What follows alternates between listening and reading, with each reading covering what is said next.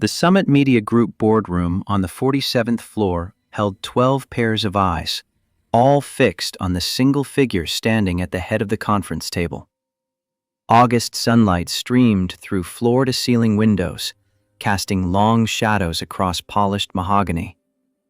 Sarah Mitchell, 42 years old, and every inch the CEO who'd built a billion-dollar media empire from nothing, stood with her hands pressed flat against the table's surface.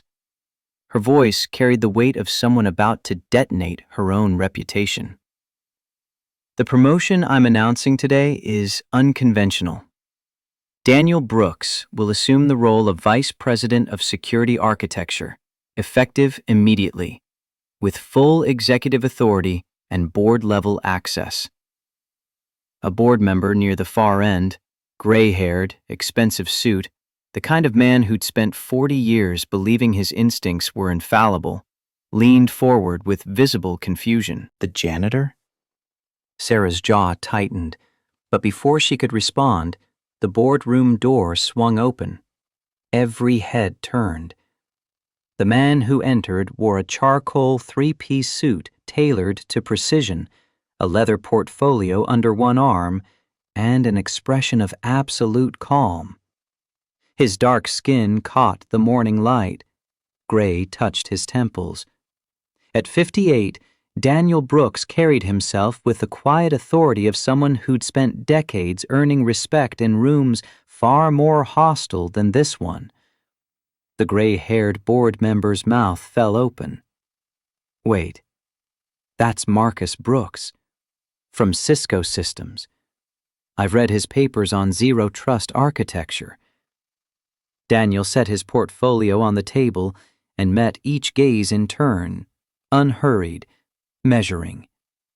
When he spoke, his voice was measured, steady, and carried no trace of vindication, only the certainty of someone who'd already won every battle that mattered. My name is Daniel Brooks. For 27 years, I served as Vice President of Engineering at Cisco Systems, where I designed security protocols that currently protect 40% of Fortune 500 infrastructure. I hold 73 patents in cybersecurity architecture, and for the past 8 months, I've mopped the floors of this building. Every night, third shift, $19 an hour. The silence that followed was absolute. Sarah watched as the realization moved across their faces like a slow-motion wave. Shock, confusion, the dawning horror of understanding what they'd collectively failed to see.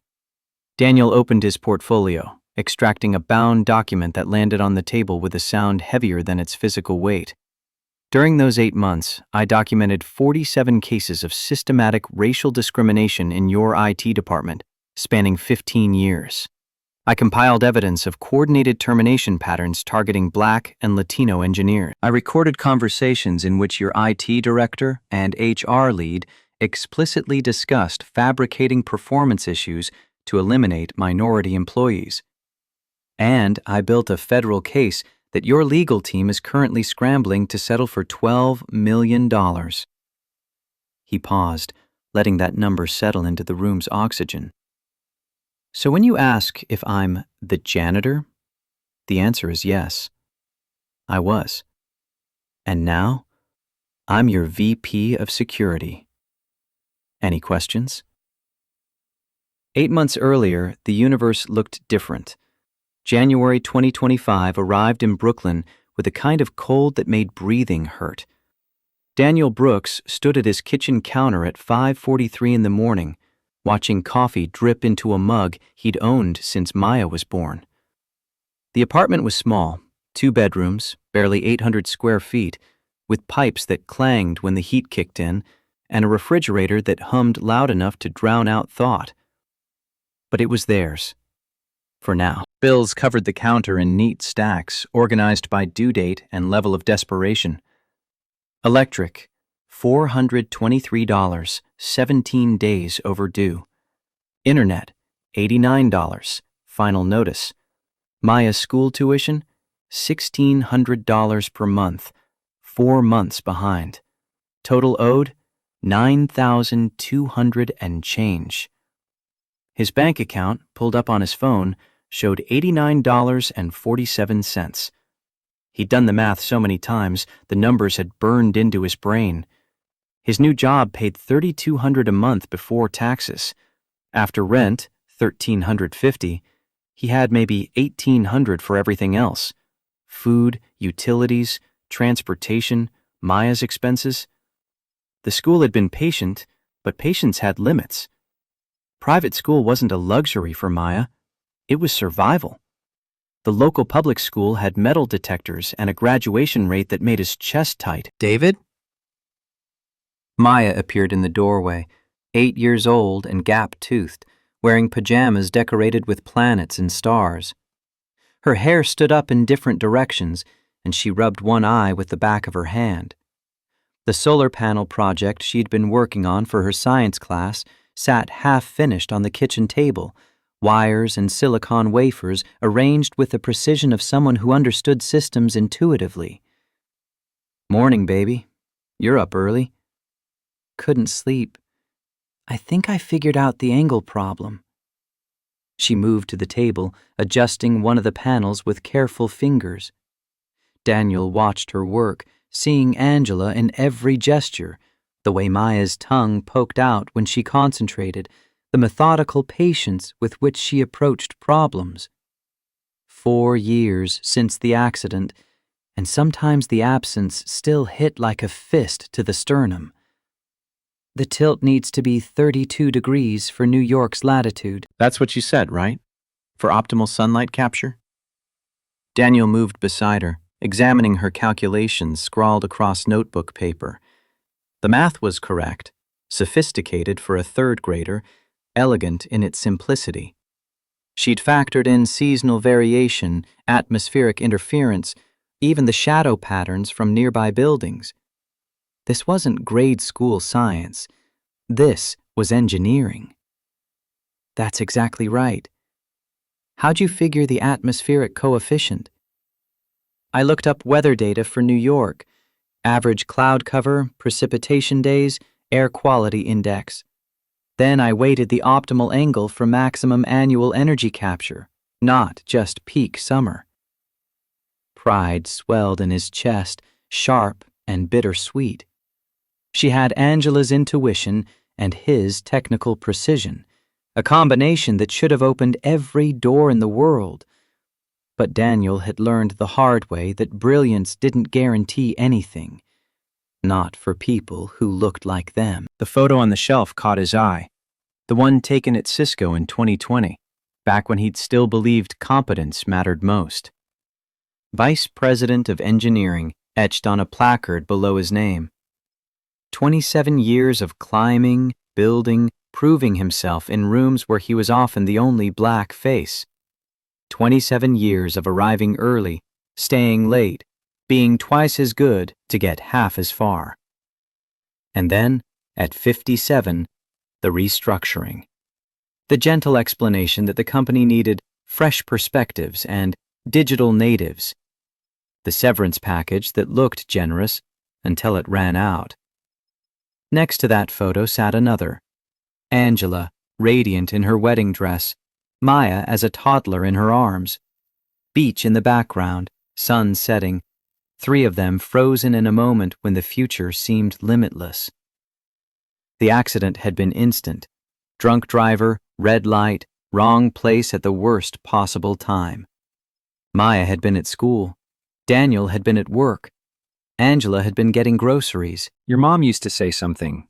You remember what it was?" Maya looked up from her solar panel, and for a moment she was entirely Angela. Same eyes, same soul-deep intelligence. She said, "We're bigger than the sky." She said it all the time.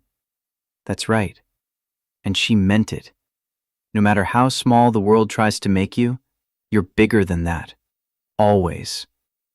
Even when teachers don't believe I built my own projects? The question landed like a punch. Last week, Maya's science teacher, Mr. Patterson, white, 50s, 20 years in the same classroom, had accused her of cheating. The robotics arm she'd designed for her previous project was too sophisticated for a black third grader to have created independently. Daniel had spent 2 hours in a conference room watching his daughter explain gear ratios and torque calculations, while Patterson sat with arms crossed, barely concealed skepticism radiating from every pore. Especially then, baby. Especially when they don't believe you, because you'll prove it anyway. Maya returned to her solar panel, adjusting angles with renewed focus. Daniel glanced at the clock, 6:15. His shift at Summit Media Group started at 10 p.m., which meant he had the day to hunt for something better, even though better felt like a concept from another lifetime. His laptop sat on the couch, already open to job search sites. Applications sent, 163. Interviews received, 14. Offers, 0. The problem wasn't his resume. The problem was that his resume was too good.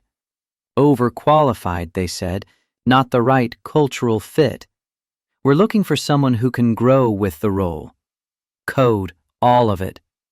You're 58, you're black, you cost too much. You represent a generation we're trying to move past. The Cisco layoff had been clinical.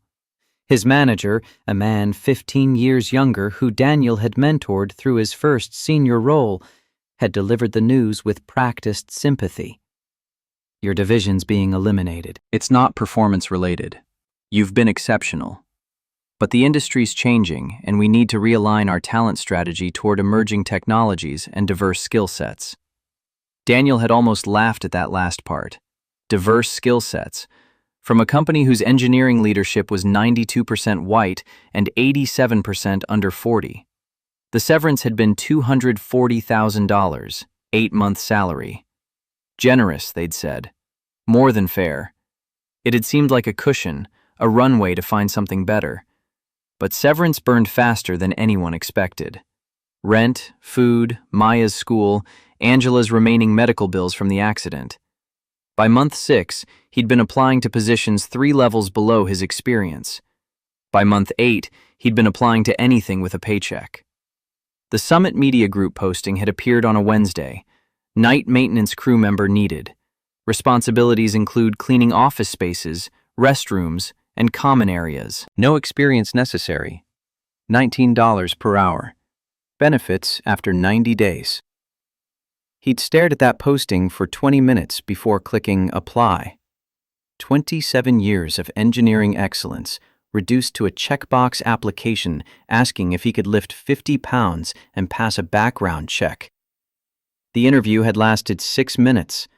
A supervisor named Rick, clipboard in hand, bored expression, running through a script he'd clearly delivered 1,000 times. Can you work third shift? Do you have reliable transportation? Any issues with standing for extended periods? Daniel had answered each question in the affirmative, his voice steady, his engineering degrees and patent portfolio and 2 decades of leadership experience sitting unmentioned in the space between them. Rick had barely looked at his face. You start Monday, 10 p.m. to 6 a.m. Uniform provided. Park in the employee garage, level B2. Any questions?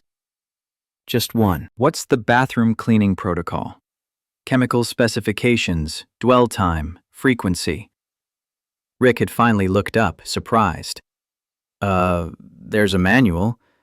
We'll go over it during orientation. Perfect. I learn best from documentation. Now, 3 months into the job, Daniel knew every inch of Summit Media Group's infrastructure better than most of the engineers who worked there.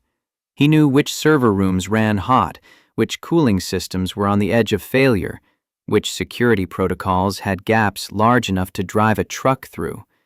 He'd fixed 3 critical issues already, quietly, without fanfare, during the dead hours when the building was empty except for him and the hum of machines. No one had noticed. Or if they had, they'd assumed the problems had resolved themselves. That was the superpower of invisibility.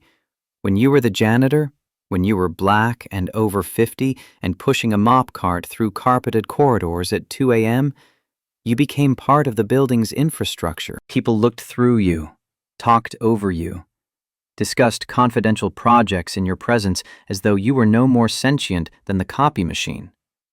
And Daniel had learned to use that invisibility, not for revenge, he wasn't built that way, but for understanding, for seeing what was really happening in the gaps between the official narrative and the truth. He kissed Maya's forehead, grabbing his jacket from the hook by the door. Another job interview today, a security analyst position at a financial firm downtown. It would be interview number 15. He'd prepared responses to the inevitable questions about his career gap and his interest in a junior role.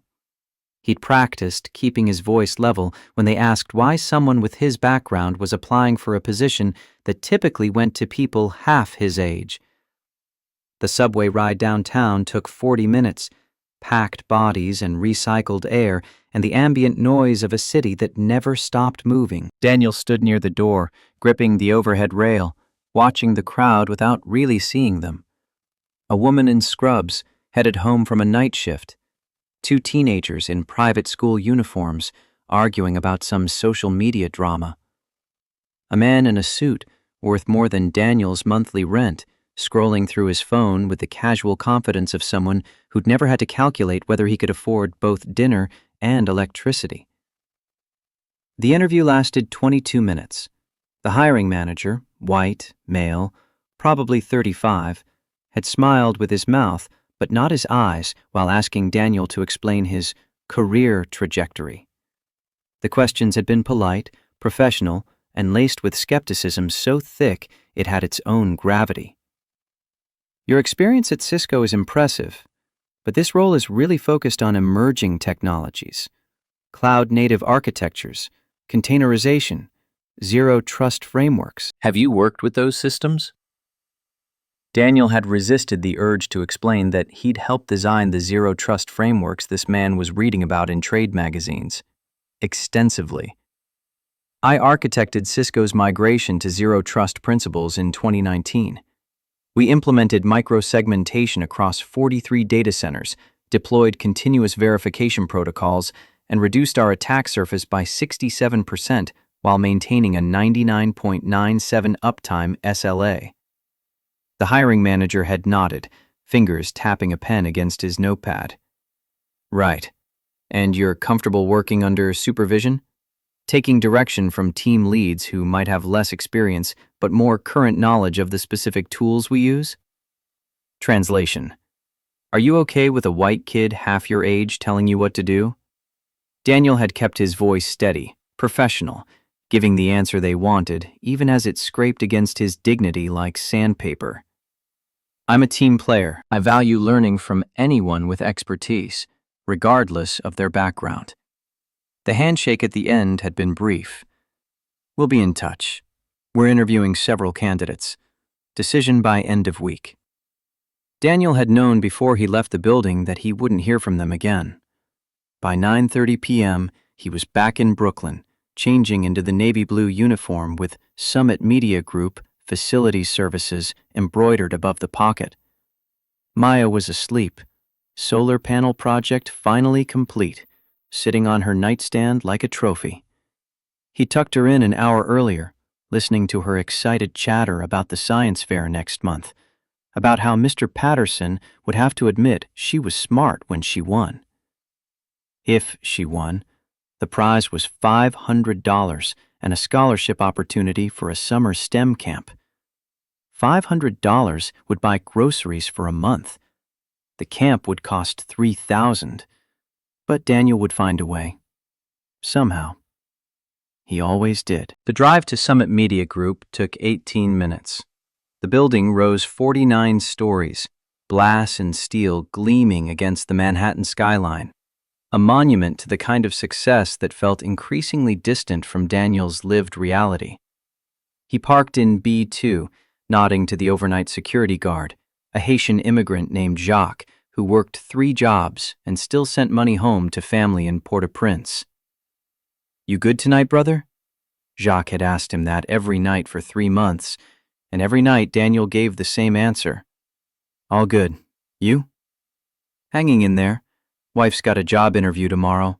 Nursing position at Mount Sinai. That's great news. She'll crush it. From your lips to God's ears. Daniel grabbed his supply cart from the maintenance closet on B1, industrial mop, cleaning solutions organized by pH level, microfiber cloths, trash bags. The building's cleaning protocol was inefficient, but he'd learned not to suggest improvements. Suggestions from a janitor landed somewhere between ignored and insulting. Third shift meant floors 35 through 49, executive suites, high-level management, the corner offices with views that cost more per square foot than Daniel's entire apartment. He started at the top, working his way down, methodical and thorough. Empty conference rooms, polished desks, trash cans that rarely held more than a few crumpled papers and empty coffee cups. The CEO's floor was always last. 47th floor, corner office facing south and west, 3,000 square feet of minimalist luxury that probably cost more than Daniel had made in his best year at Cisco. Sarah Mitchell. He'd known who she was before he took the job. Self-made billionaire, media mogul, the kind of success story that magazines loved to profile. Built Summit Media Group from a scrappy startup to a publicly traded empire in 15 years. Sharp, driven, ruthless when necessary, and apparently generous with employees, if the benefits package was any indication. What the articles didn't mention was that Sarah Mitchell was the same Sarah Mitchell who'd spent 3 summers with him at Camp Pinewood in Pennsylvania, ages 10 through 12. The same Sarah who'd arrived the first year with secondhand clothes and a chip on her shoulder. The only poor white kid in a camp full of doctors' children and lawyers' offspring. The same Sarah who'd been crying by the lake on day 2 when Daniel had found her, sitting with knees pulled to chest, trying to pretend the other kids' mockery didn't hurt. He'd been one of 5 black kids at camp that year. He understood what it meant to be the outsider. They're just mean because they're scared. You're smarter than them. That's what matters.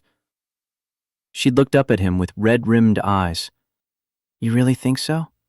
I know so. They'd become inseparable that summer, 2 misfits against the world, bonding over late-night conversations about books and science and what they wanted to be when they grew up. Sarah had wanted to run a newspaper. Daniel had wanted to build rockets. They'd promised to stay friends forever, to write every week when camp ended. And they had, for 2 years. Letters arriving like clockwork, full of middle school drama and dreams about the future. Then Sarah's family had moved to New York when her father got a job. She'd written about that, excited and terrified. The letters had continued for a while, then slowed, then stopped entirely. They'd been 15. Life had moved on. Now, 30 years later, Daniel pushed his mop cart past her office windows and saw her through the glass, still working at 11 p.m., focused on her laptop with the same intensity she'd brought to everything, even as a kid. She'd done well, built exactly the empire she'd dreamed about. Daniel was happy for her, genuinely. Success looked good on Sarah Mitchell.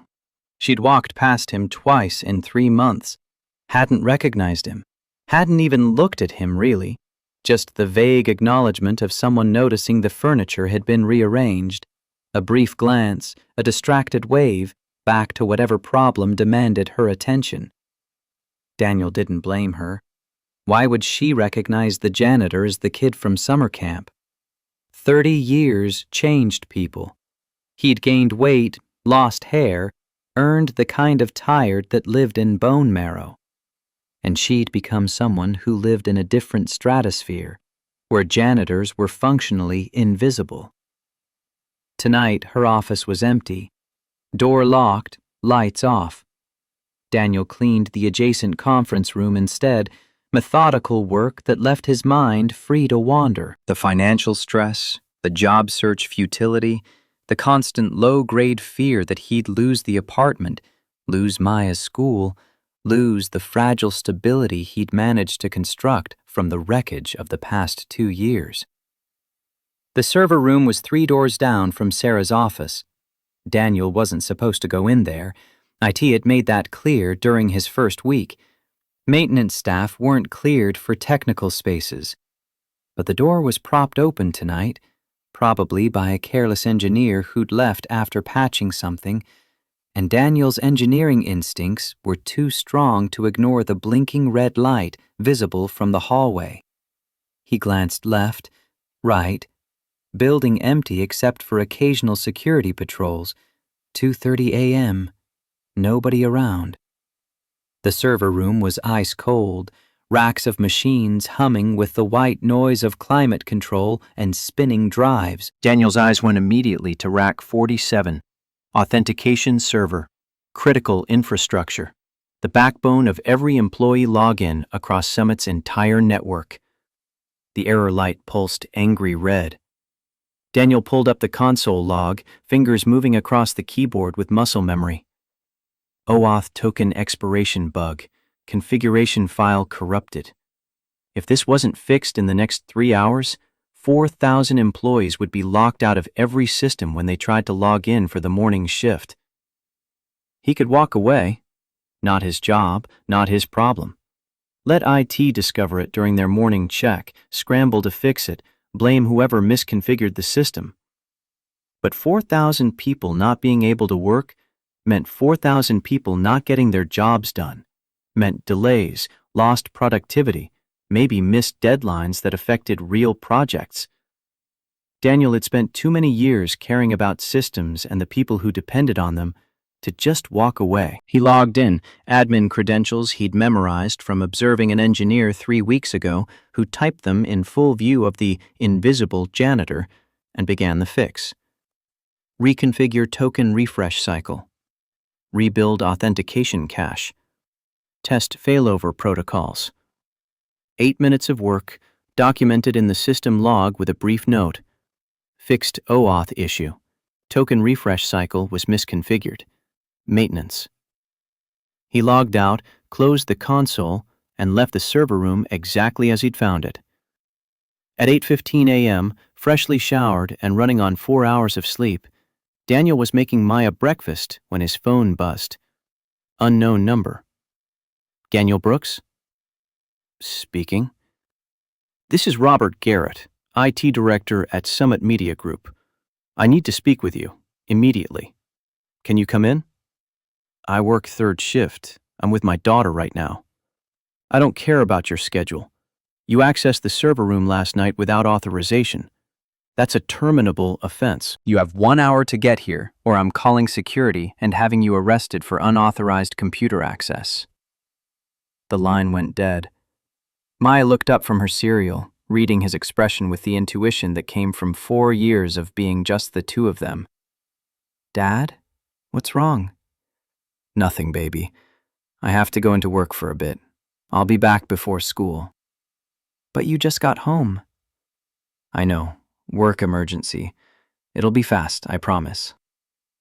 The subway ride back into Manhattan felt twice as long as usual, every minute stretched by the certainty of what was coming. He'd saved them from a catastrophic system failure, and his reward would be termination, because he'd touched something he wasn't supposed to touch, because his value as a janitor didn't include the engineering expertise that had solved their problem. The Summit Media Group lobby felt different during day hours, bustling with employees, purposeful energy, the ambient sound of people who belonged. Daniel signed in at the security desk, accepting a visitor badge that felt like an insult after 3 months of working there. Robert Garrett's office was on the 42nd floor. Daniel had cleaned it dozens of times. Never while Garrett was there, but he knew the space. Awards on the walls, photos of Garrett with various tech celebrities, a Stanford degree prominently displayed. Garrett himself was 52, white, with a kind of aggressive confidence that came from 2 decades of never being questioned. He stood when Daniel entered, but didn't offer a handshake. You want to explain to me what the hell you were doing in the server room? I was fixing an OAuth authentication failure. Your login system would have crashed at 6 a.m. without intervention. I didn't ask what you fixed. I asked what you were doing in a restricted area. The door was open. I saw the error light. I have experience with... You're a janitor. You have experience mopping floors. What you don't have is authorization to touch critical infrastructure. Daniel met Garrett's eyes, keeping his voice level. I understand I technically violated protocol, but the alternative was 4,000 employees unable to work. I made a judgment call. Your judgment isn't relevant. You're here to clean, not think, and certainly not to play engineer. The words landed like acid. Daniel's hands clenched at his sides, but his face remained neutral. I'm a trained engineer. 27 years at Cisco Systems, vice president of... I don't care if you're Bill Gates. You work here as maintenance. You stay in your lane. Touch our systems again, and I'll have you arrested. Understand? Behind Garrett, through the office window, Daniel could see the IT department. A dozen engineers at their desks, all white or Asian, all under 40. A department that looked nothing like the city it operated in. Yes, sir. I understand. Good. Now get out.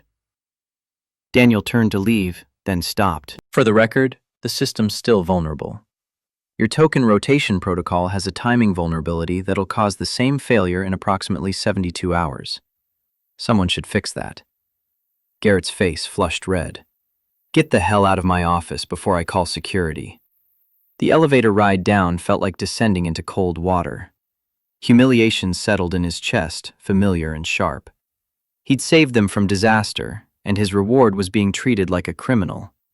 Like someone too stupid to understand the systems he'd helped pioneer. The lobby was nearly full now, 9 a.m. rush, employees streaming in with coffee cups and phones, the morning energy of people with somewhere to be and work that mattered. Daniel moved through them like a ghost, invisible again, the visitor badge around his neck marking him as someone who didn't belong. Sarah? The voice came from behind him, female, urgent. Daniel turned. She stood 15 feet away, near the elevator bank, staring at him with an expression somewhere between shock and disbelief. Sarah Mitchell, CEO and childhood friend, seeing him for the first time in 3 months. Or maybe seeing him for the first time in 30 years. Daniel Brooks? Danny? Is that you? Her voice carried across the lobby, loud enough that several people turned to look. Daniel felt a dozen pairs of eyes land on him, assessing, judging. The janitor attracting the CEO's attention. Hi, Sarah.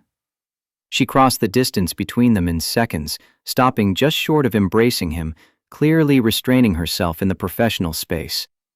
What are you doing here? I mean, obviously you're here, but why? How? I work here. Night maintenance, 3rd shift. Her face went through several emotions in rapid succession: confusion, comprehension, horror. You're the janitor? You're the one Robert just called me about. The server room incident. That's me. He saw her processing, connecting dots, the brilliant mind that had built an empire working through implications. Danny, what happened? You were at Cisco. You were a VP. I read your papers on zero trust architecture. What are you doing mopping floors? The question wasn't cruel, but it cut anyway. What are you doing mopping floors? As if he'd chosen this, as if poverty was a lifestyle preference. I got restructured. Couldn't find another engineering position. This pays $19 an hour and keeps my daughter in school. That's what I'm doing. Sarah's expression shifted to something Daniel couldn't quite read. Anger, but not at him. At the situation.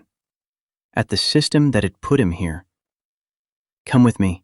Now. She didn't wait for a response, just turned and headed for the elevators. Daniel followed, acutely aware of the stares, the whispers already starting. the CEO and the janitor heading upstairs together. This would be all over the building by lunch. Sarah's office was exactly as he'd seen it through windows. Minimalist, functional, expensive in its simplicity. She gestured to the leather chair across from her desk. Sit. Tell me everything. Sarah, I don't meet. Yes, you do. And I need to understand how someone with your background ended up cleaning toilets in my building without anyone noticing. So sit. Talk. Start with Cisco. The story took 15 minutes. The restructuring, the job search, the bills, Angela's death, Maya's school, the slow descent from vice president to janitor, each step feeling inevitable even as it felt impossible. Sarah listened without interrupting, her expression growing darker. When he finished, she sat back in her chair. I walked past you. 3 months. I walked right past you and didn't even look. It's not your fault. People don't see janitors. It's how the world works. It's not how my world should work. Danny, I'm so sorry. For all of it. I don't need pity. I'm doing what I have to do. It's not pity. It's horror that my own company treated you like you're invisible. And then Robert, Jesus, Robert, you saved us from a massive system failure and he threatened to arrest you? I violated protocol. I understand his position. His position is that he's an insecure asshole who can't handle being shown up by someone he considers beneath him. She pulled up her computer, typing rapidly. I'm putting you in for a security analyst position. Technical assessment this Saturday. Pass it, and you're hired. Daniel felt the familiar mix of hope and wariness, charity disguised as opportunity, well-meaning but ultimately corroding. Sarah, I can't be your friend who got a favor. That's not dignity. She looked up, meeting his eyes with the same fierce determination he remembered from Camp Pinewood. Then earn it. Blind evaluation. My CTO administers the test. Top 10% of candidates, you get the job. Deal? And if I pass? Then you prove you belong here. On merit. Not friendship. Not guilt. Competence. Daniel considered. A real shot on his own terms. Not charity, but opportunity. One condition. No one knows we're friends. Not until I've earned respect independently. Sarah extended her hand. Deal. But Danny, for the record, it's really good to see you. Even like this. Daniel shook her hand, and for the first time in months, something in his chest loosened. Good to see you too, Sarah. Saturday arrived cold and clear. Daniel spent Friday night helping Maya with her solar panel project, then caught 4 hours of sleep before the 9 a.m. technical assessment. Summit Media Group's testing facility was on the 35th floor, a row of isolated stations with high-spec computers and monitoring software to prevent cheating. Thomas Walsh, the CTO, proctored the exam personally, a white man in his late 40s with an MIT background and a reputation for being demanding but fair. He handed Daniel a password-protected tablet. 8 hours. Security architecture, network protocols, threat modeling, and practical coding challenges. No breaks except bathroom. No external resources. Questions? Just one. What's the passing threshold? 60%. But anyone who's serious about this role scores above 80. Good luck. Daniel logged in and began. The questions were sophisticated, designed to separate people who'd memorized concepts from people who understood systems at an architectural level. Design a zero-trust network for a financial services firm with 14,000 endpoints. Identify vulnerabilities in this React codebase. Model threat vectors for a cloud-native application with microservices architecture. Build a Python script that detects anomalous authentication patterns. Daniel's fingers moved across the keyboard with the muscle memory of 27 years. This wasn't studying. This was breathing. Every question felt like coming home to a language he'd been forbidden to speak for 2 years. He finished with 47 minutes remaining. Thomas Walsh looked up from his monitoring station, frowning. "You're done?" "Yes, sir. The exam is 8 hours for a reason. Most candidates use all of it." "I understand. I'm confident in my answers." Walsh pulled up Daniel's results, his expression shifting from skepticism to surprise to something approaching shock. "You scored 96%. Is that good enough?" Walsh looked at him, really looked, like seeing him for the first time. "Mr. Brooks, in 10 years of administering this exam, 3 people have scored above 90. You're number 4. Where the hell have you been?" "Invisible, sir. But apparently not anymore." The Monday morning email from HR arrived at 7:43 a.m., 3 lines that restructured Daniel's universe. "Effective immediately, you are promoted to Security Analyst, Level 2, IT Department. Salary $78,000 annually. Report to Thomas Walsh, CTO. 9 a.m. today for onboarding." Daniel read it twice on his phone while Maya ate scrambled eggs across from him, her solar panel project now wrapped carefully in bubble wrap for transport to school. $78,000. More than double what he'd been making as a janitor. Enough to catch up on Maya's tuition in 3 months. Enough to stop calculating whether they could afford both dinner and electricity. Maya looked up, reading something in his face. Good news? Job promotion. Better pay. She leapt from her chair and wrapped arms around his neck, gap-toothed smile brilliant. "Does this mean I can stay at my school?" "Yeah, baby. You can stay."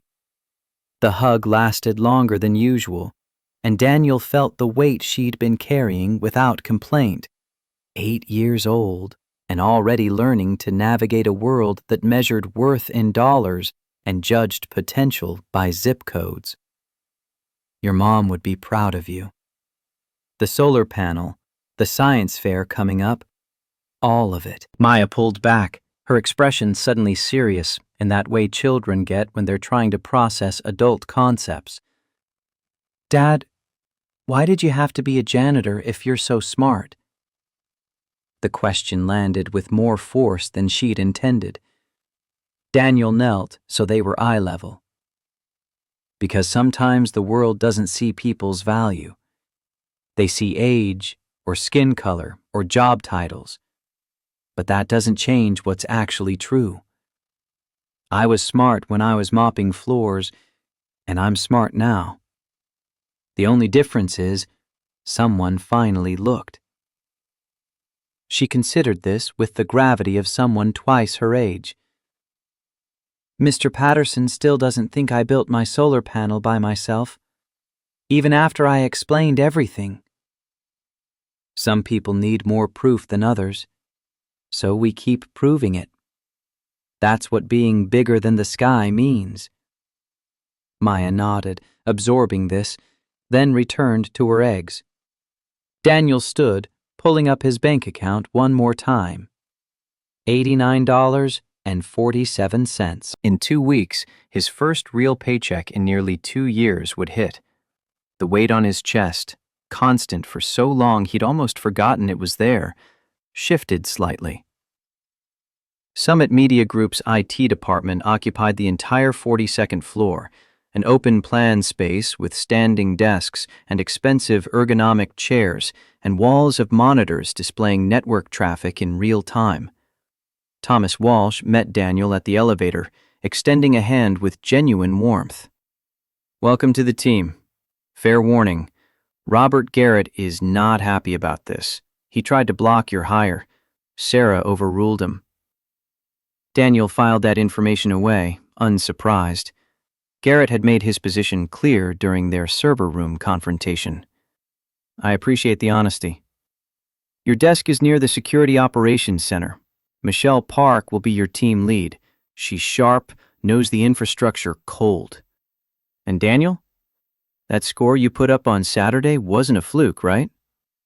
Not a fluke. Good, because we've got real problems to solve, and I don't have time for people who can't keep up. The IT department stretched out like a miniature city, clusters of developers and analysts and systems engineers bent over keyboards, the ambient sound of typing and low conversations, and the occasional burst of laughter. Daniel's desk sat in a corner near floor-to-ceiling windows, a view of Manhattan stretched out 42 stories below. The computer waiting for him was high-spec, dual monitors, latest generation processor, enough RAM to run complex simulations without lag. His login credentials worked on the first try. The system welcomed him. Daniel Brooks, Security Analyst 2, access level, confidential.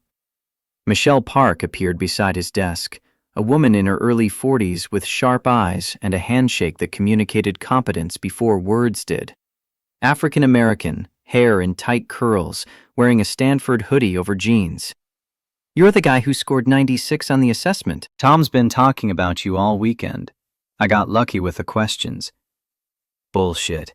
I designed that exam. Nobody gets lucky scoring 96. You either know this stuff in your bones or you don't. She pulled up a chair, dropping a thick binder on his desk. Here's our current infrastructure documentation. Read it today, ask questions tomorrow, start contributing by Wednesday. We move fast here. Can you handle that? I can handle that. Good. First real question, where were you before this? Tom ran your background check. Cisco, 27 years, VP of Engineering. How does someone with that resume end up applying for analyst positions? Daniel met her eyes, deciding in real time how much truth to share. Got restructured at 57. Market decided I was too old. Spent 18 months applying to positions, got nowhere. Took a janitor job here 3 months ago because my daughter's school costs $1,600 a month, and I was out of options. Michelle's expression didn't change, but something shifted in her posture. Recognition, maybe, or solidarity. I'm 43. 6 years ago, I got fired from Google for cultural fit issues. Translation, I called out a manager for stealing credit from junior engineers. Spent 8 months unemployed before Summit hired me. So yeah, I get it. She stood, tapping the binder. Read fast. Wednesday, you're presenting security audit findings to the executive team. Sink or swim. Wait, Wednesday? That's 2 days. Welcome to the show. The documentation was comprehensive but outdated. Last major revision in 2022. Daniel spent Monday absorbing network topology, authentication protocols, data flow patterns.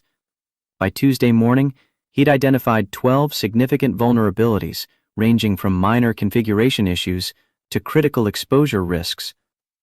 Tuesday afternoon, Robert Garrett finally made his appearance. Daniel was deep in code review when Garrett materialized at his desk, arms crossed, expression carved from granite.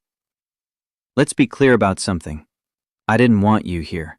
Sarah forced this hire. But you work in my department now, which means you follow my rules. First rule, stay in your lane. You see something, you report it to your team lead. You don't cowboy your way into server rooms. You don't send emails directly to executives. You don't make decisions above your pay grade. Understood? Daniel saved his work, swiveled his chair to face Garrett directly. I understand you're concerned about chain of command. I'll follow protocol, but if I see something critical, I'm going to fix it. That's what you're paying me to do. You're paying me to do what I tell you to do, nothing more. With respect, Mr. Garrett, you're paying me to secure your infrastructure. Sometimes that requires independent judgment. Garrett leaned in, voice dropping. You think because Sarah likes you, you're protected? You're not. I've been here 12 years. I've seen people like you come and go. Affirmative action hires who think they're hot shit because they checked a diversity box. I give you 3 months before you're gone." The words hung in the air like poison gas. Daniel felt his hands clench under the desk, but kept his voice level. "I'm here on merit. I earned this position. If you have issues with my performance, document them. Otherwise, I have work to do." Garrett straightened, a cold smile playing at his lips. "Oh, I'll document everything. Trust me." After he left, Michelle appeared at Daniel's shoulder. "How much of that did you hear?" "Enough. He pulls that shit with everyone he thinks is beneath him. Last year, it was a Latina engineer who quit after 4 months. Year before that, a black guy from MIT who transferred departments to get away from Robert's team.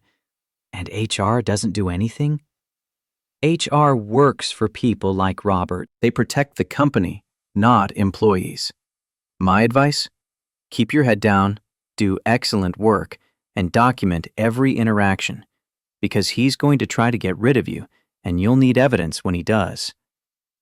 Daniel filed that away alongside everything else he was learning about Summit Media Group.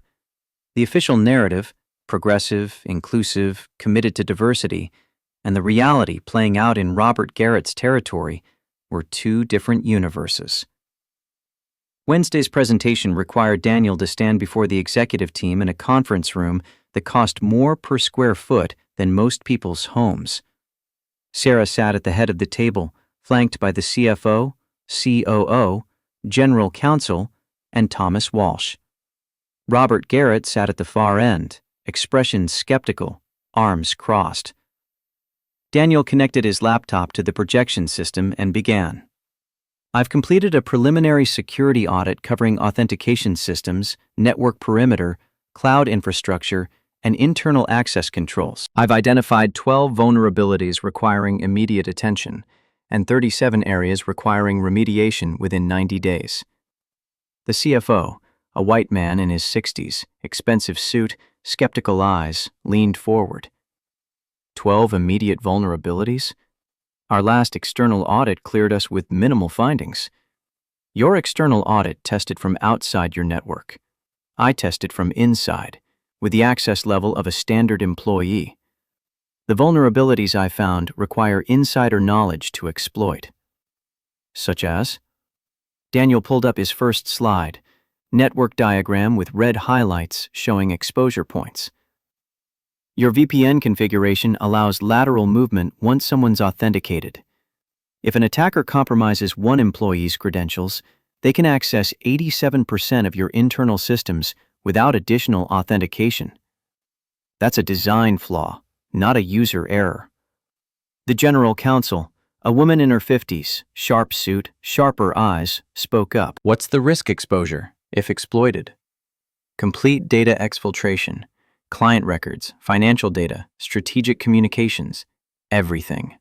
And your current monitoring wouldn't detect it until weeks after the breach." That got everyone's attention. Sarah's expression remained neutral, but Daniel saw the tension in her shoulders. "What's your recommended fix?" "Zero trust architecture, microsegmentation across all internal networks, continuous verification for every access request. It's a significant overhaul, but it's the only way to actually secure your infrastructure." Robert Garrett finally spoke, voice dripping with condescension. "Zero trust implementation for an organization our size would take 18 months and cost millions. That's not a practical recommendation from someone who's been here less than a week." Daniel turned to face him directly. "I implemented Zero Trust at Cisco in 2019. 43 data centers, 60,000 employees, completed in 11 months. Cost was $3.2 million. Saved $26 million in prevented breaches over the next 3 years. I can show you the project documentation if you'd like." Garrett's face flushed red, but he said nothing. Thomas Walsh spoke up, breaking the tension. "What's your timeline for a detailed implementation plan? I can have it ready in 2 weeks. Full scope, cost analysis, phased rollout schedule, risk mitigation strategies." Sarah stood, signaling the meeting's end. Do it. And Robert, I want you working with Daniel on this. Full cooperation. Garrett's jaw clenched, but he nodded. After the room cleared, Sarah pulled Daniel aside. That was exceptional. But you just made an enemy. I already had an enemy. Now at least everyone knows I can do the job. Just be careful. Robert's been here a long time. He has allies. So do I. Sarah smiled, brief and genuine. Yeah, you do. The next 10 days passed in a blur of documentation, system analysis, and careful navigation of departmental politics. Daniel worked 12-hour days, arriving at 7 a.m. and leaving at 7 p.m., rebuilding a career one line of code at a time. Maya's science fair was in 3 weeks, and he made sure to be home by 8 every night to help her practice her presentation. Mr. Patterson still thinks I had help building this. He keeps asking if you did the hard parts. What did you tell him? That you taught me the concepts, but I did all the work myself. Which is true. That's exactly right. And when you present at the science fair, make sure you can explain every component. That's how you prove you understand it. What if he still doesn't believe me? Then he's the one with the problem, not you. Your job is to know your work well enough that his disbelief doesn't matter.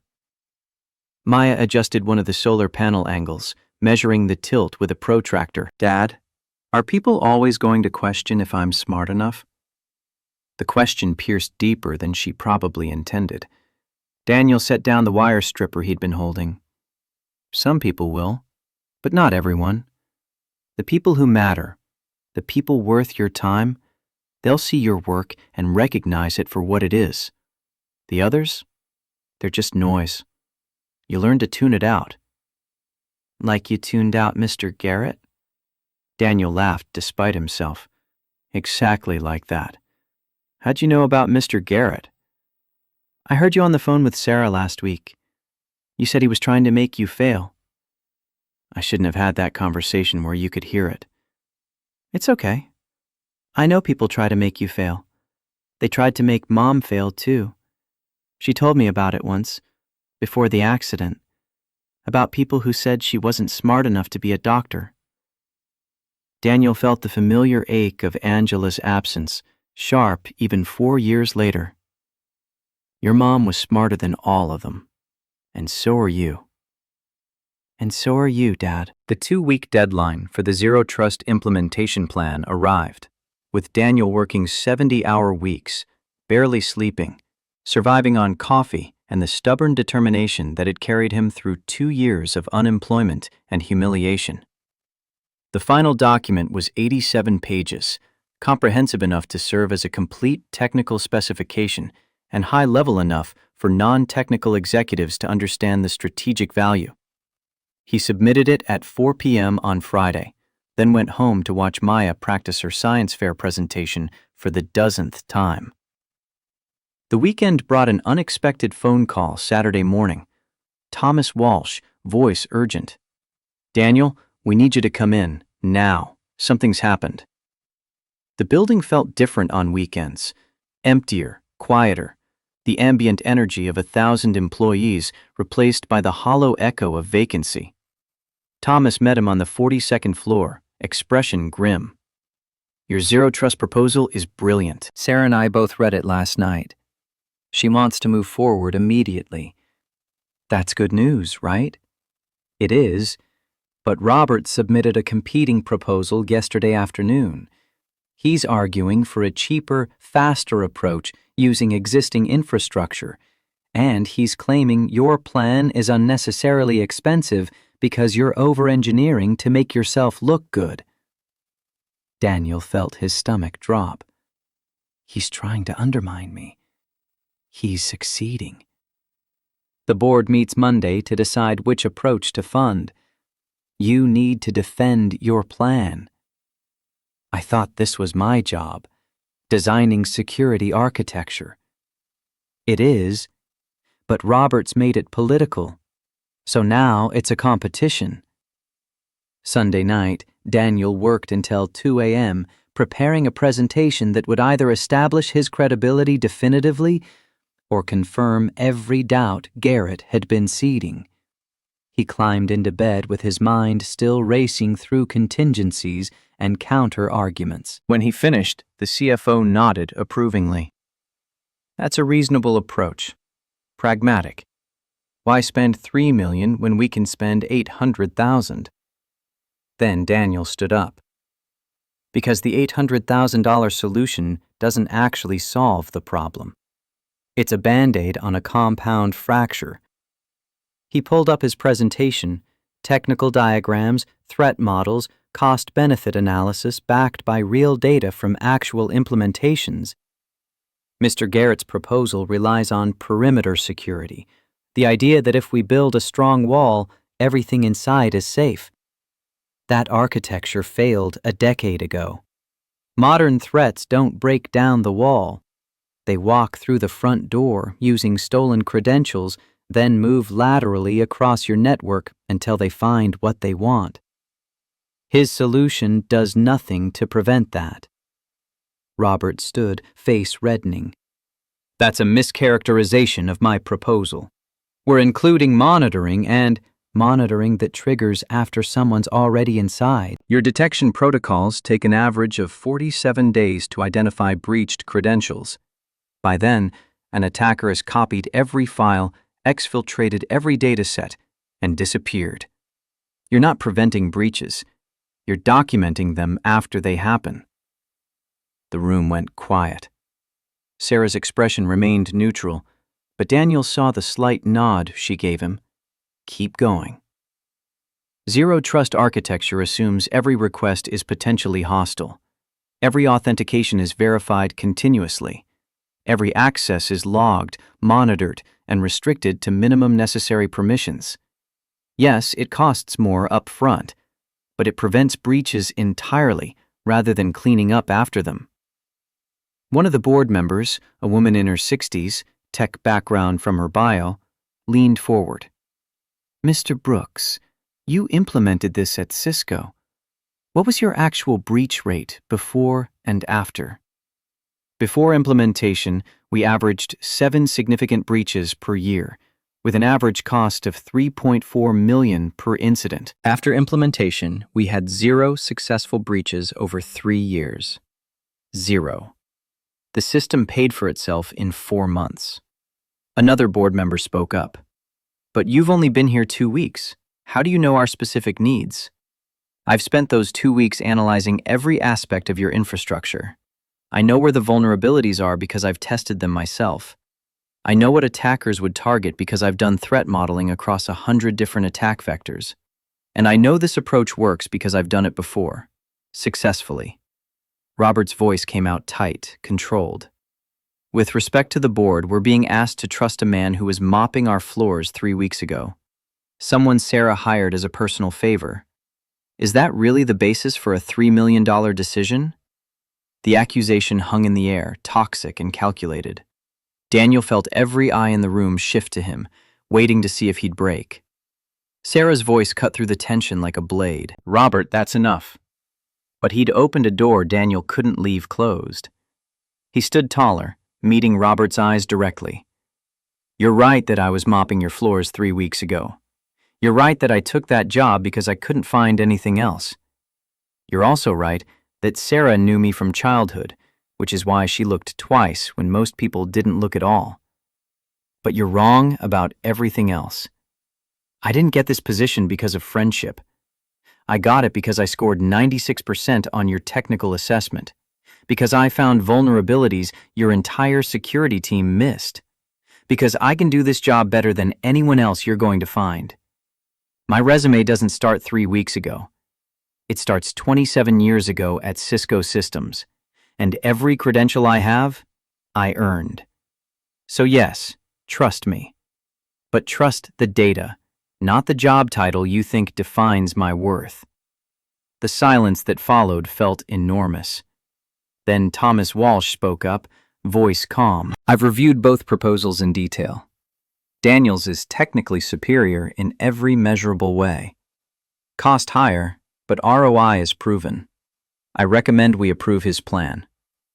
The vote took 5 minutes, 9 in favor of Daniel's proposal, 2 abstentions, 1 vote against. Robert Garrett's ally, a board member who'd clearly made up his mind before the meeting started. Sarah's voice carried finality. Zero Trust implementation approved. $3 million budget, 18-month timeline, Daniel Brooks as technical lead. Robert, you'll support this project with full departmental resources. Robert nodded once, stiffly, and left the room without another word. After the board dispersed, Thomas pulled Daniel aside. That was gutsy, but you just burned whatever bridge was left with Robert.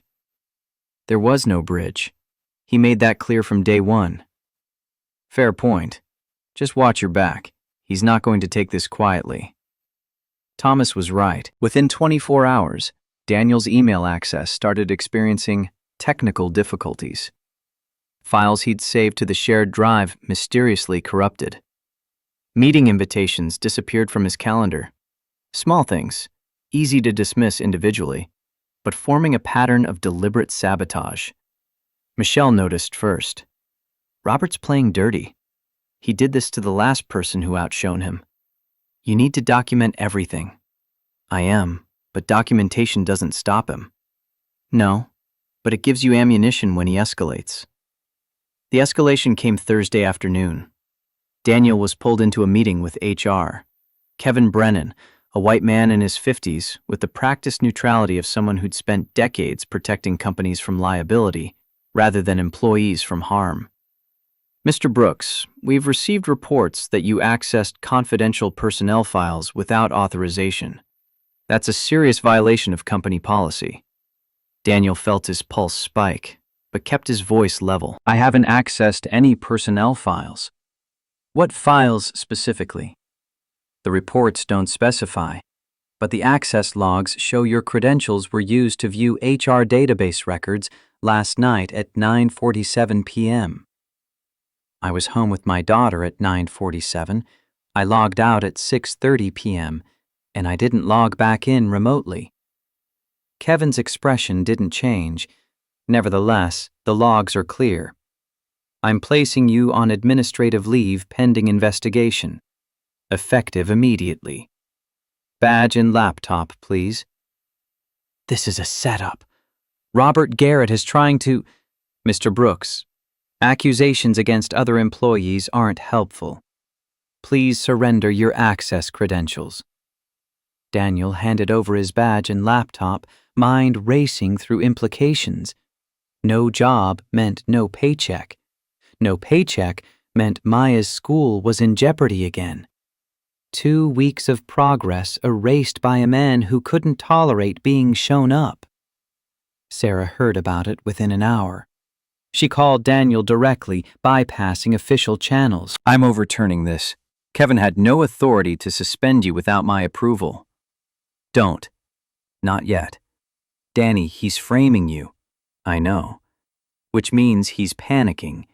People make mistakes when they panic. Let him think he won. Give it 48 hours. What happens in 48 hours? I prove he falsified the access logs. And then we have him. How are you going to prove that without your computer access? Because I'm smarter than Robert thinks I am. Trust me. The next 48 hours felt like suspended animation. Daniel spent Friday picking Maya up from school early, taking her to a movie, pretending everything was fine, even as his mind worked through the technical challenge of proving his innocence without access to Summit's systems. Saturday morning, he made a phone call to Michelle Park. I need a favor. A big one. Name it. I need you to check something in the access logs. Robert claims my credentials were used Thursday night. But if I'm right, the login came from a workstation that never left the building. Specifically, from Robert's office. You think he used your stolen credentials from his own computer? I think he's arrogant enough to believe nobody would check. Can you access the raw logs? Yeah, but if I'm caught helping you while you're suspended, I know. I wouldn't ask if there was another way.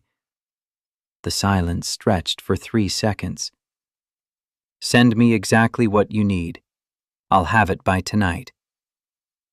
The data arrived at 11 p.m., a detailed access log showing that Daniel's credentials had been used from workstation IP address 192.168.42.17, Robert Garrett's desktop computer, verified by cross-referencing with the IT asset database.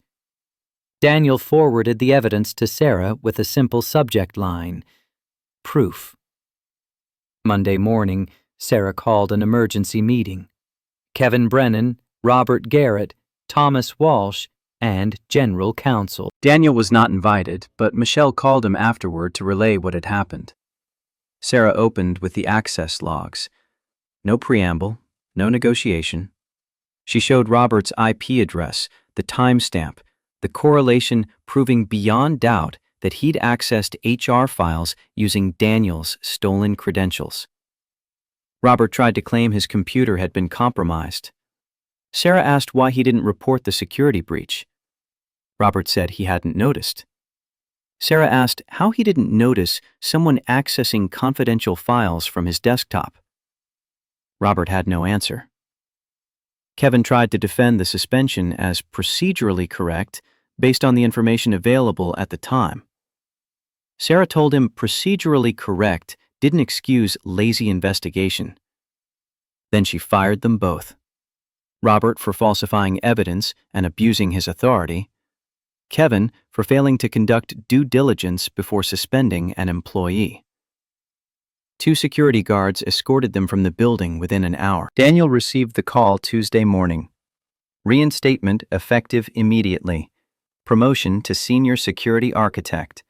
Salary increase to $95,000, and a formal apology from the general counsel acknowledging the company's failure to protect him from retaliation. Maya was eating breakfast when he got off the phone. More good news? More good news. She grinned, gap-toothed and brilliant, and Daniel felt something shift in his chest. Not relief, that would take longer to fully land, but possibility. The sense that maybe, finally, the trajectory was pointing upward rather than spiraling down. Bigger than the sky, Dad. Bigger than the sky, baby. The call from Thomas Walsh came at 6:47 a.m. on a Wednesday in late March, 3 weeks after Robert Garrett's termination. Daniel was making coffee, watching Maya arrange her science fair materials for the 5th time, when his phone buzzed. "We have a problem. Federal level." Privately. She led him to her office, closing the door with careful precision. The view from 47 stories up showed Manhattan waking, traffic building, lights coming on in office towers, the daily resurrection of a city that never fully died. After Robert was fired, he went to the EEOC, filed a complaint claiming his termination was retaliatory, that I fired him for exposing discrimination against white employees, specifically for raising concerns about your hiring. Daniel felt the ground shift beneath him. That's insane. He falsified evidence to frame me. I know. But he's claiming he only did that because he felt pressured by what he calls my diversity agenda. He's arguing that you were unqualified, that I hired you as a personal favor, and that he was trying to document legitimate performance concerns. The twisted logic of it was almost impressive in its audacity. Garrett had attempted to destroy Daniel's career, failed, gotten fired for it, and now was weaponizing civil rights law, designed to protect people like Daniel, to attack the company that had finally given him a chance. What does the EEOC want? They've opened a formal investigation. They're requesting documentation, your hiring process, performance reviews, Robert's personnel file, every email and meeting note related to both of your employment. And they want to interview you. Extensively. When? Today, 2 p.m., Federal Building downtown.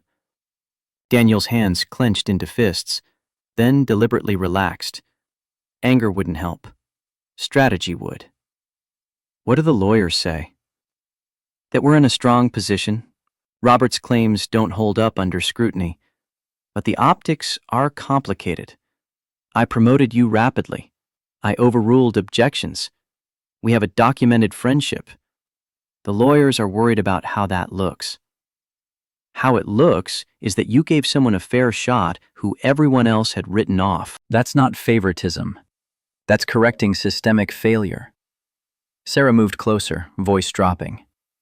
Danny, I need to ask you something, and I need complete honesty. Did I promote you too fast? Did I let our history cloud my judgment? The question hung between them, sharp-edged and necessary. Daniel met her eyes. You gave me a chance to prove myself. I took a blind technical assessment and scored 96%. I identified vulnerabilities your entire security team missed.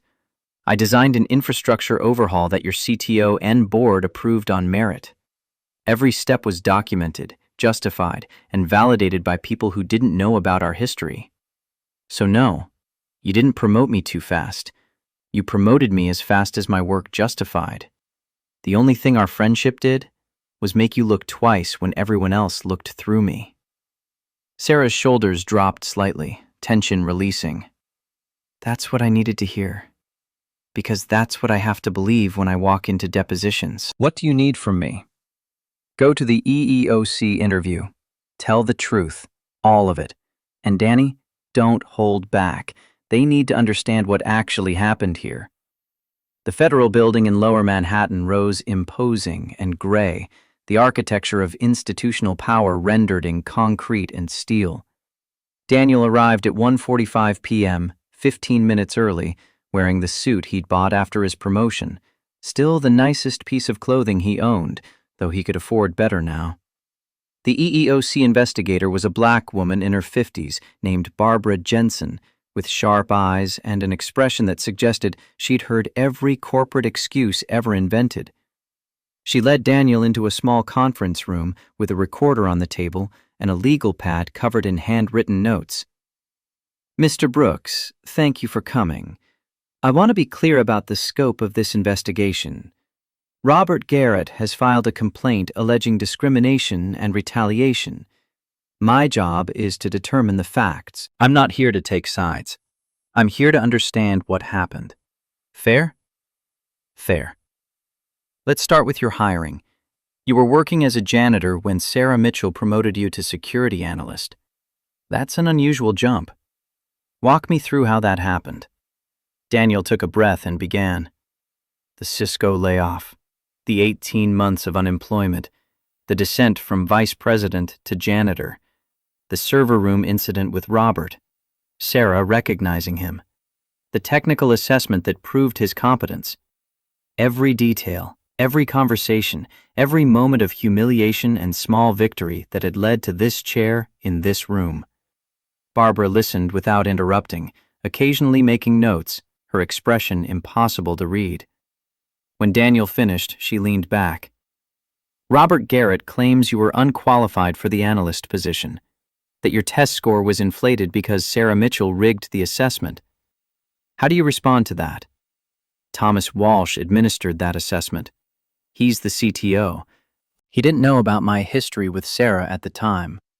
The test was standardized, same one given to every candidate. I can give you the names of 3 other people who took it. You can verify the scoring wasn't altered. I'll do that. Next question. Your promotion to senior security architect came very quickly, 6 weeks after being hired as an analyst.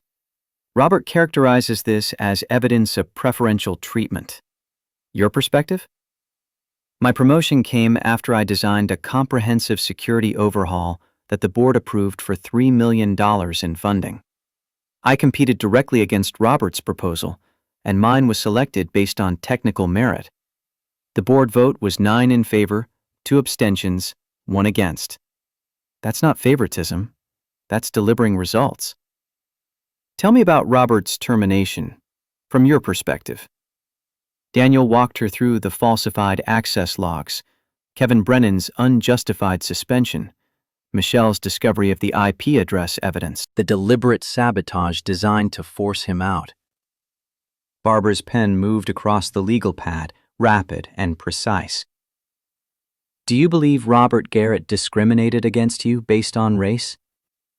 The question landed heavier than its phrasing suggested. Daniel chose his words carefully. I believe Robert Garrett couldn't accept that someone he'd dismissed as inferior was actually more qualified than him. I believe he used his authority to undermine employees he saw as threats, and that pattern disproportionately affected people of color because he dismissed us automatically. Whether that's conscious racism or unconscious bias, I'm not qualified to say. But the outcome was the same.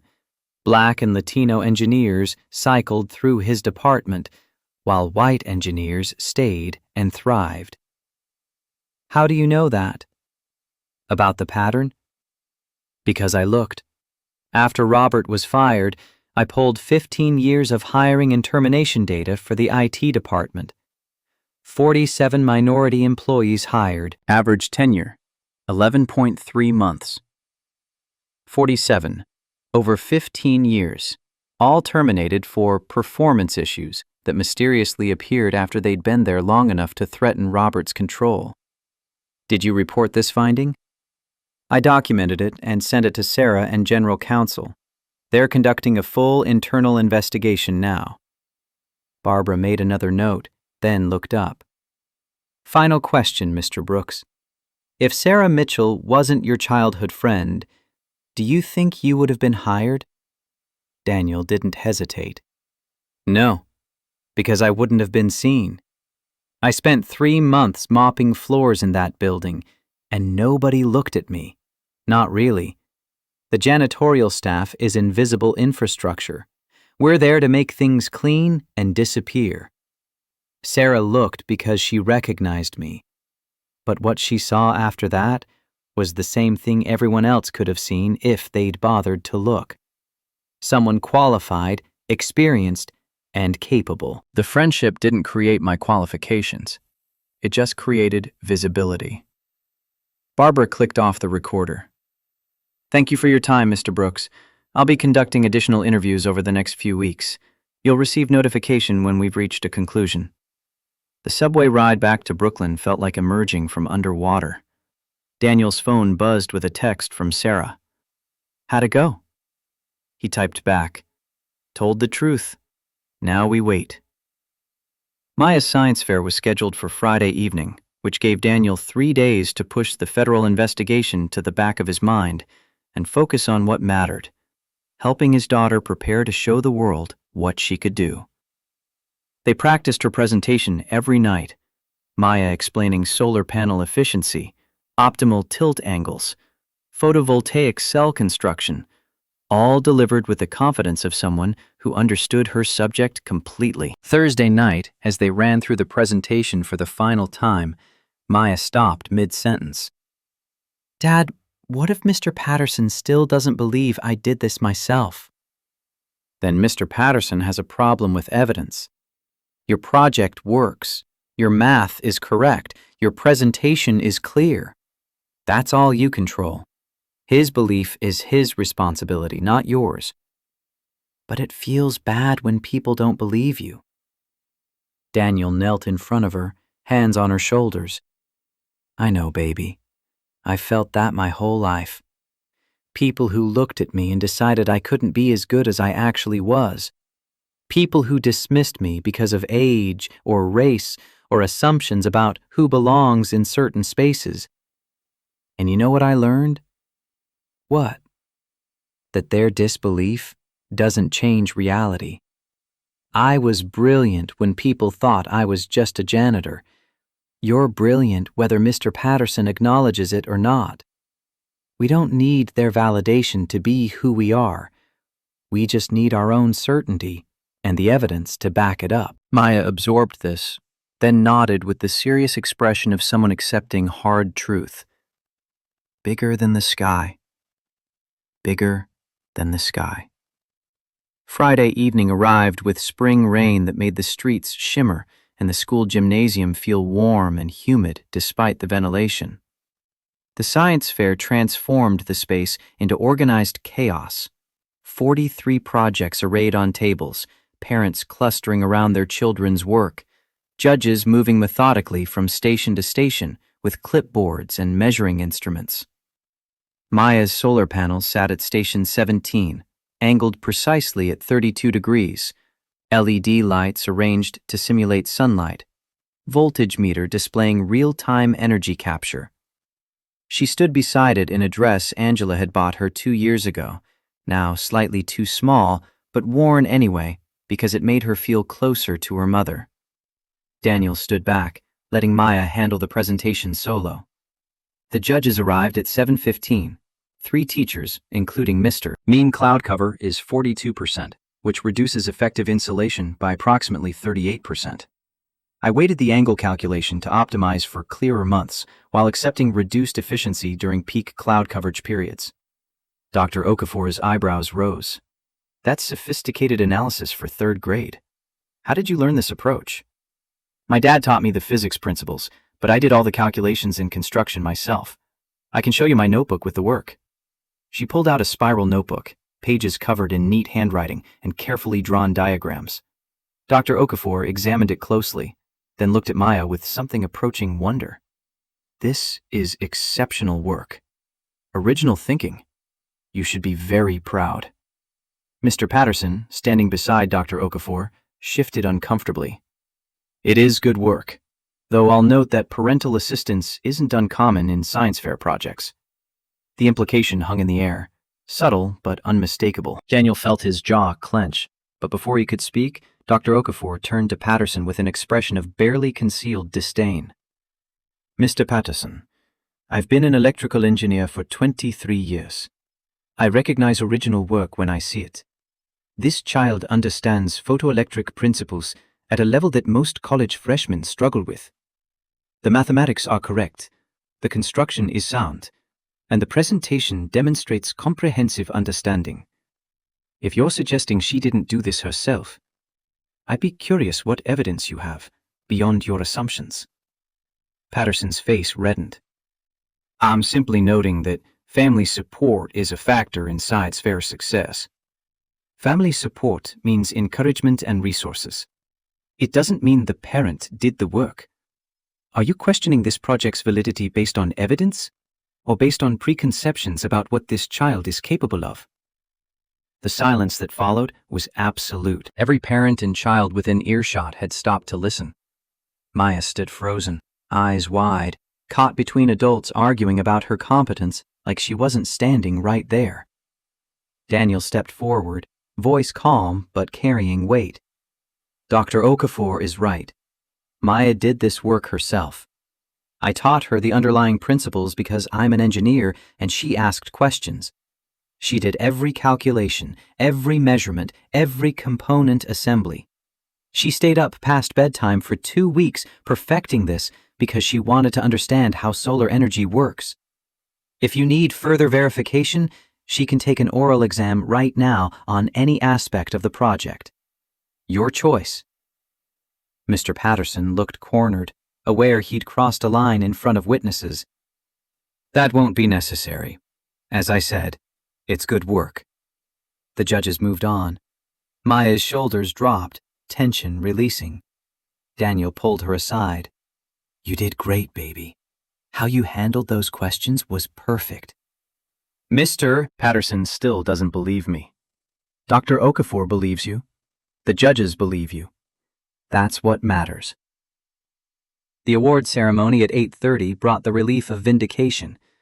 Maya won first place in the elementary division, receiving a trophy nearly as tall as she was and a $500 scholarship prize. Dr. Okafor personally presented the award, speaking directly to Maya with respect that acknowledged her as a peer. This work represents the kind of innovative thinking we need more of in engineering. Don't let anyone tell you that you don't belong in this field. You've earned your place. Maya clutched the trophy, gap-toothed smile brilliant, and Daniel felt something unlock in his chest. Not just pride, though that was there, enormous and overwhelming, but the bone-deep satisfaction of watching his daughter receive the recognition she deserved. No qualifiers, no asterisks, just acknowledgement of excellence. That night, after Maya fell asleep with her trophy on the nightstand, Daniel received an email from Barbara Jensen. Investigation concluded. Request your presence at our office Monday 10 a.m. to discuss findings. The weekend passed in suspended animation. Daniel tried to focus on work. The Zero Trust implementation was entering its second phase, requiring coordination across 15 departments, but his mind kept circling back to Monday's meeting. Barbara's email had been deliberately neutral, offering no hint of conclusions or outcomes. Sarah called Saturday evening. Danny, whatever happens Monday, you need to know something. You changed this company. Not just the security systems, the culture. After you exposed Robert's pattern, we dug deeper, found similar issues in 3 other departments. We've implemented mandatory bias training, revised our promotion protocols, and established independent oversight for termination decisions. You did that. Robert did that. By being so obviously corrupt that it couldn't be ignored.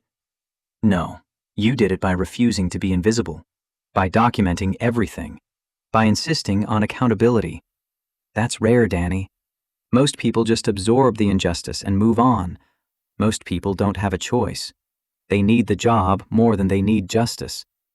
Sarah's voice dropped, weighted with something that sounded like guilt. I should have seen it sooner. Robert worked for me for 12 years, and I never noticed what he was doing.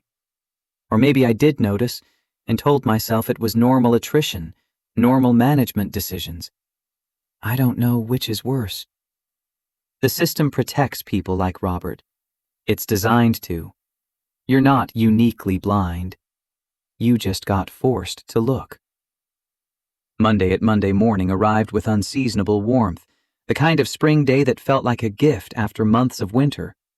Daniel wore his suit, the good one, and arrived at the Federal Building 15 minutes early. Barbara Jensen met him in the lobby, expression carefully neutral, and led him to the same conference room where they'd spoken weeks before. The table held a thick folder, the investigation report. Mr. Brooks, I want to thank you for your cooperation. This investigation took longer than typical because the claims were complex and the evidence was extensive. She opened the folder, extracting a document with the EEOC seal at the top. My findings are as follows. Robert Garrett's complaint is without merit.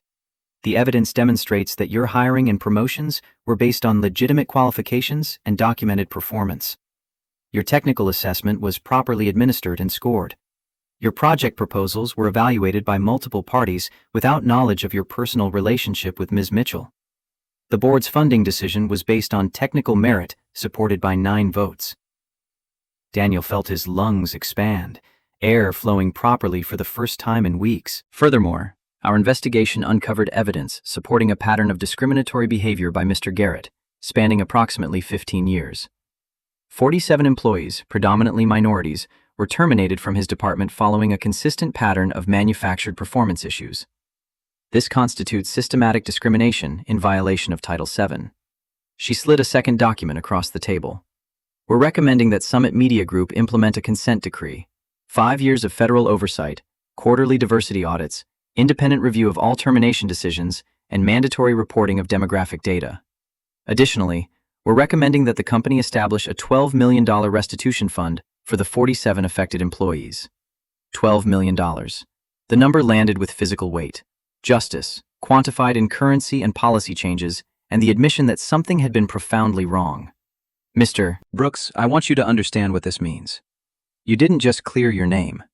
You uncovered a systematic violation that affected dozens of people over more than a decade. That's not common. Most discrimination is harder to prove, hidden in subjective decisions and lost opportunities. This case is different because you documented everything, and because you had the technical expertise to prove the pattern existed. I just looked at the data. The pattern was already there. Most people don't look. Or they look and don't know what they're seeing. Or they see it and decide it's not worth the risk to report. You did all 3. Looked, understood, and refused to stay silent. That's why this matters. Daniel's phone buzzed with a text from Sarah. "Barbara just called. We need to talk. My office, now." The subway ride back to Summit Media Group felt surreal, the city moving around him in its perpetual motion while his internal landscape shifted fundamentally. 47 people, 15 years, $12 million. Numbers that represented lives disrupted, careers destroyed, potential squandered because one man had decided who deserved to succeed.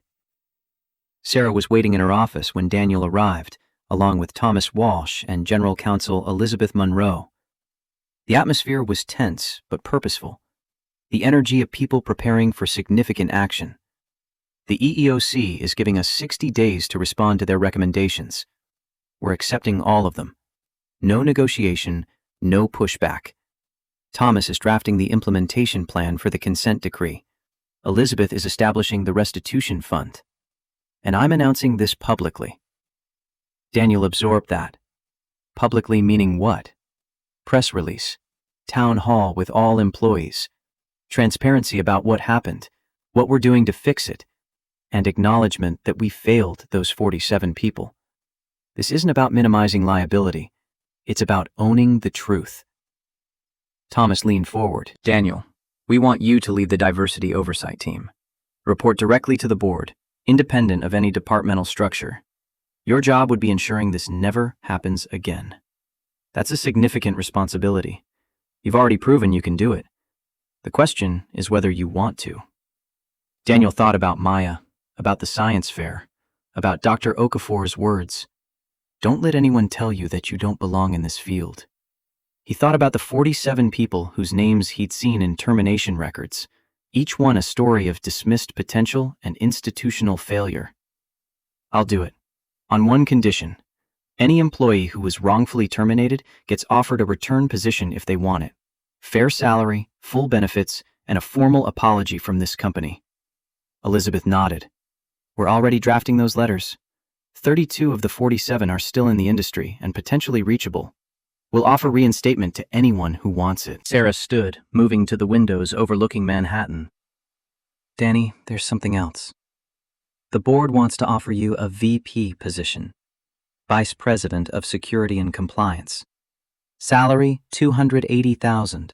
Corner office, Executive Committee membership. You've earned it." The number echoed in Daniel's skull. $280,000. After 2 years of unemployment and poverty, after mopping floors for $19 an hour, after every humiliation and dismissal and moment of wondering if he'd ever work in his field again, vindication rendered in salary and title and the recognition he'd been denied for so long. "I accept. But I want something in the offer letter." "Name it." "A scholarship fund. The Maya Brooks STEM Scholarship, funded by the company, $30,000 per year, dedicated to children of service workers who want to study science or engineering, starting with 10 scholarships annually." Sarah smiled, genuine and warm. "Done." "Anything else?" Daniel thought for a moment. "Yeah. Make sure the janitors on third shift get health insurance and paid sick leave. Nobody should have to choose between being sick and paying rent." The press release went live Tuesday afternoon.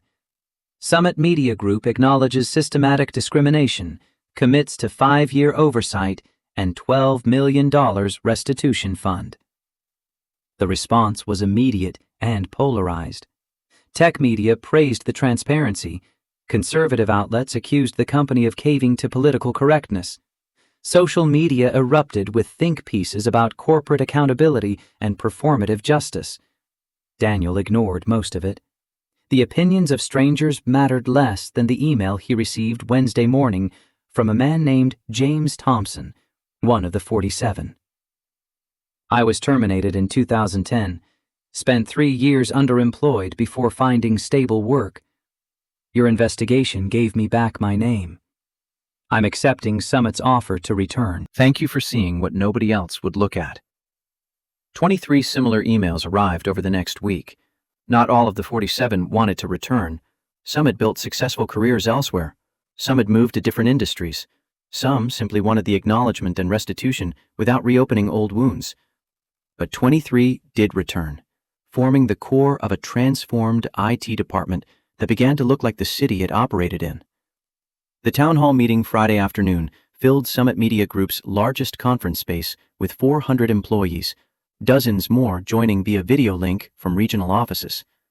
Sarah stood at the podium, Daniel beside her, Thomas and Elizabeth flanking them. The energy in the room was expectant, uncertain, waiting for leadership to define the moment. Sarah's voice carried without amplification, clear and unwavering. 15 years ago, we failed.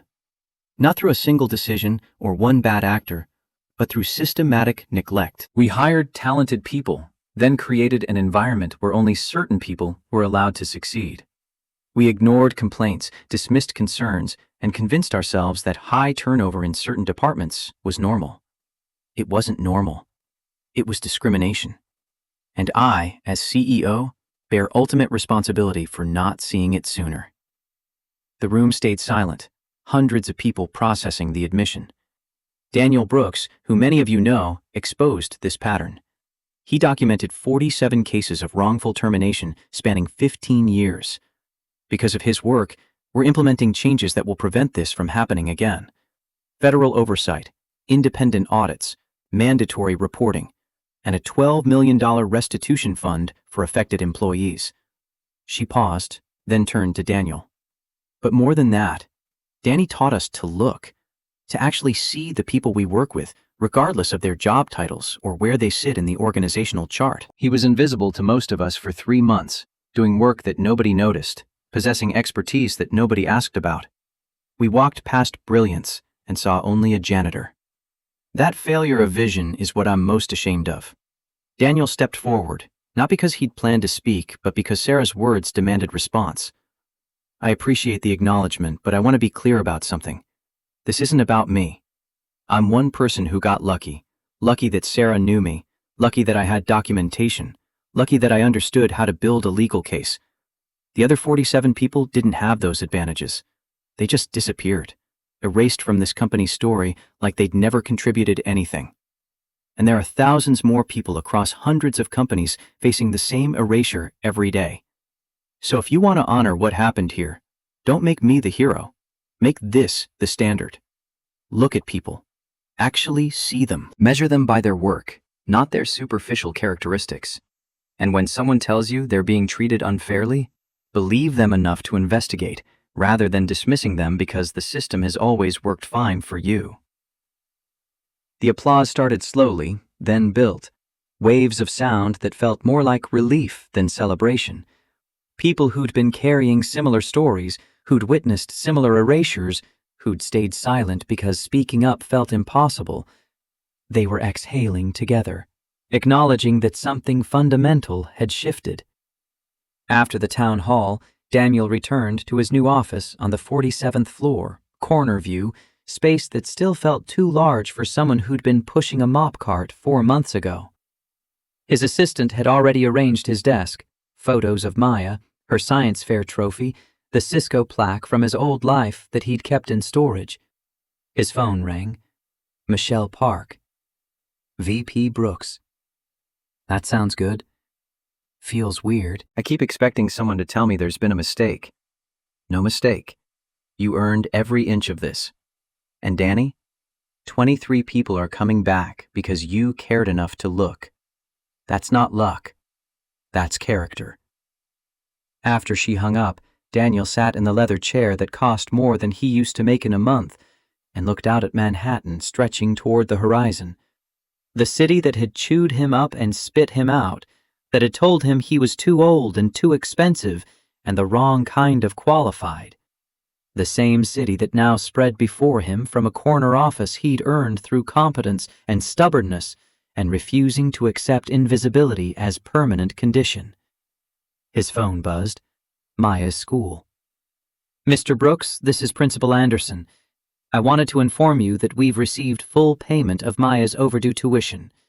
The account is current, and I've noted that her scholarship status is secure for the remainder of her time here. She's a remarkable student. We're grateful to have her. The conversation lasted 3 minutes, professional and brief, but after hanging up, Daniel had to press his palms against his eyes to stop the tears that came anyway. 4 months ago, he'd been calculating whether they could afford dinner and electricity. Now his daughter's education was secure, paid in full, one less weight crushing his chest every morning. The weekend brought unexpected weather, 70 degrees and sunny, the kind of spring day that felt like compensation for winter's cruelty.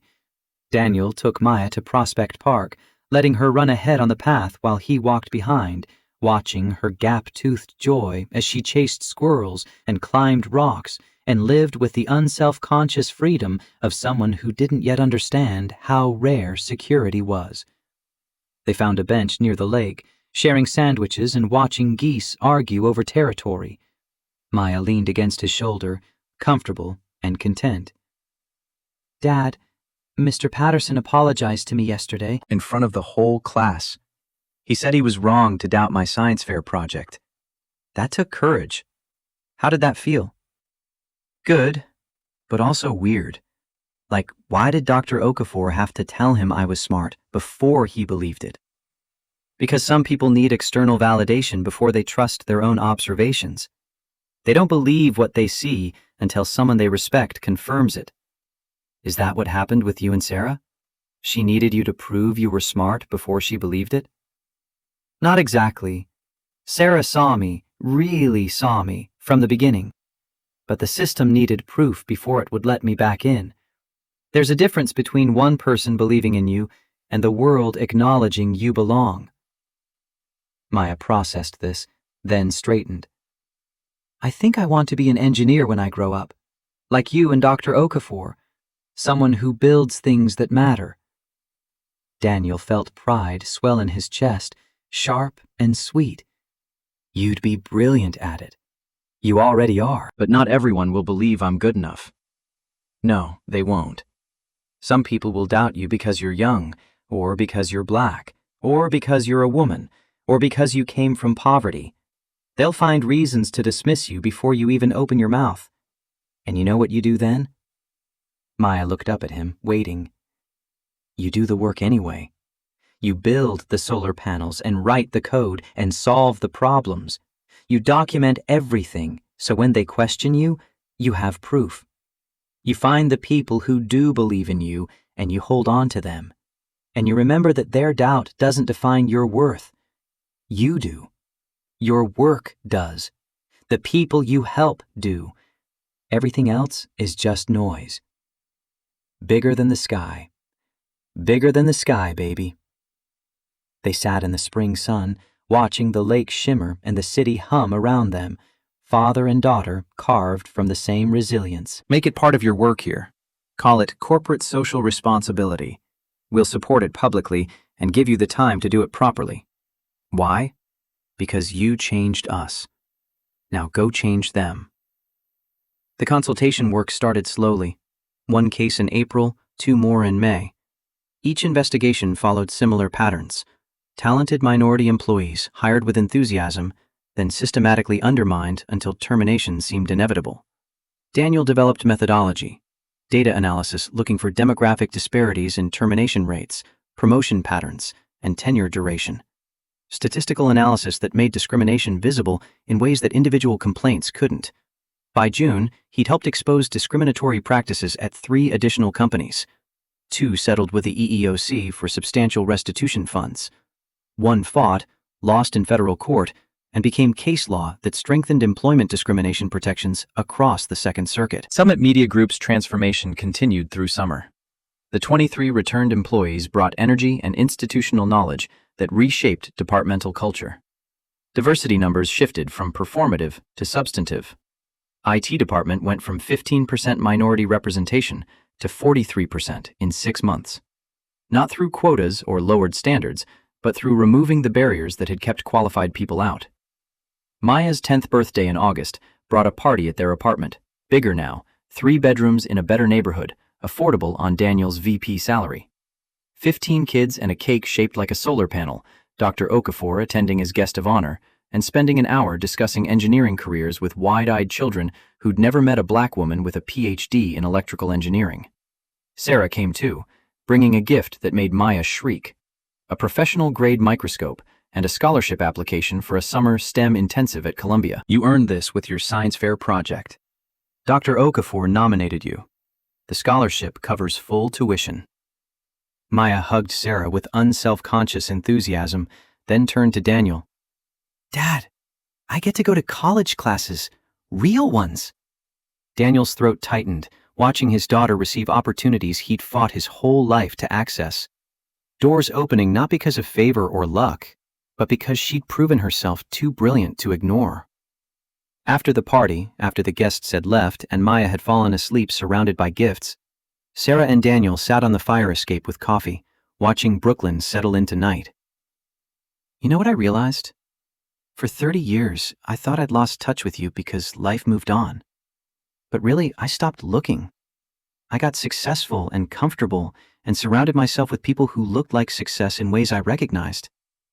Then you showed up mopping my floors, and I almost missed you again. If you hadn't fixed that server, if I hadn't been there that specific morning, I would have walked past you forever. I don't blame you for that. Invisibility isn't your fault. Maybe not. But visibility is my responsibility. I have power now, resources, platform, and I spent 12 years not using any of it to question why my IT department looked nothing like New York. That's on me. Daniel sipped his coffee, choosing words carefully. You're fixing it now. That's what matters. She turned to face him directly. Is it though? Fixed? Or are we just putting better band-aids on the same wound? It's better, not perfect, but better is still progress. Sarah nodded, then smiled. Your daughter is extraordinary. Angela would be so proud. She'd be proud of you, too, for looking, for caring enough to change things when it would have been easier to maintain the status quo. The night wrapped around them, comfortable in its familiarity. Two friends who'd found each other across 3 decades in a chasm of circumstance, who'd built something better from the wreckage of what was broken. September brought cooler air and the start of Maya's 4th grade year. She entered school with confidence born from recognition, no longer the kid whose competence was questioned, but the kid who'd won the science fair and earned a Columbia scholarship and had a VP father who'd transformed a company by refusing to stay invisible. Daniel's work expanded. VP responsibilities, EEOC consultations, speaking engagements at 3 universities about identifying systematic discrimination.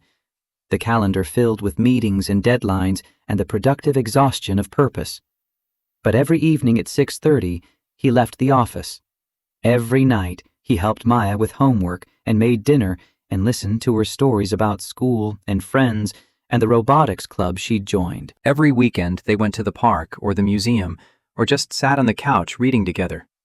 Because in the end, after all the vindication and recognition and professional resurrection, what mattered most was still the gap-toothed girl who believed her father was bigger than the sky, who'd never doubted him even when the world tried to erase him, who'd learned from his example that competence and dignity weren't privileges to be granted.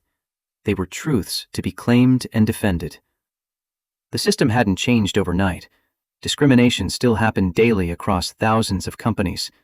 Talented people still got dismissed for reasons that had nothing to do with their abilities.